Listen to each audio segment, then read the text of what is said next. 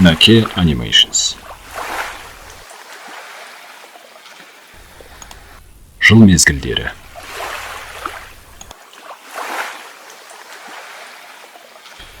Жаз.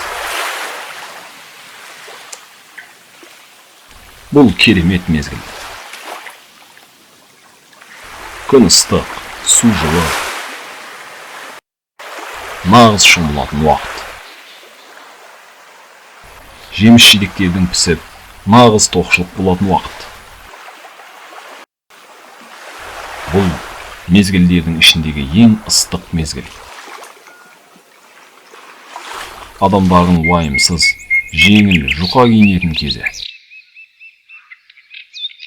Жан-жануарлардың тіршілік кеңейтіп, төлдерін өсіріп өндіретін уақыты.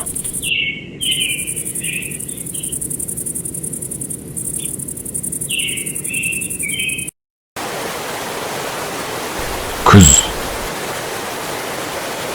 Бұл кейбіреулер үшін әдемі, көркемдікке толы мезгіл.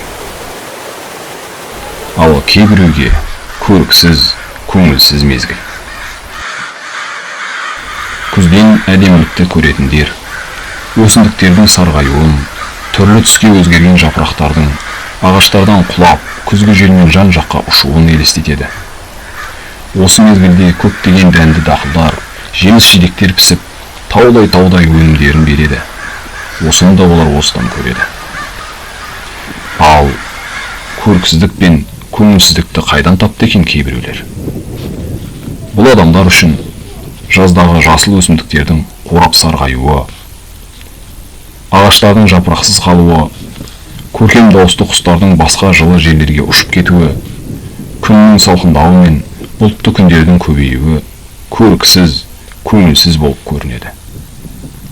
Сондықтан да болар қоңыр күз деген атаудың шыққаны. Қыс.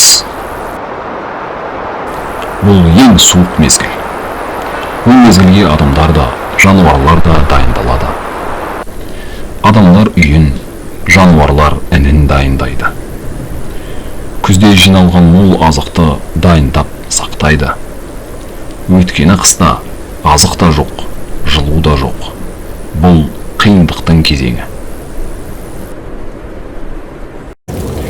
Дегенмен, бұл мезгілдің де өз қызықтары бар. Қыста қалың қар түседі, балалар сырғанап ойнайды, қар атысып ойнайды. Ал диқандар күзде жинаған өнімін сатумен әлек болады. Сондықтан қыстан қатты қорықпа, оған дайындал. Көктем. Мезгілдердің ең көркемі, ең көңілдісі. Күн жылынып, қар еріп, өсімдіктер жасыл түске орана бастайды. Кейіннен бәрі гүлдейді, тамаша иіс шығарады.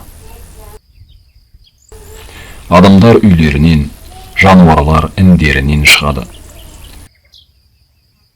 Күзде ұшып кеткен құстар қайтып келеді, малдар төлдейді, құстар сайрайды. Бір сөзбен айтқанда, бәрі керемет болады. Сондықтан шығар, өзіме бәрінен де осы көктем ұнайды. Ал саған ше? Ойланып көр.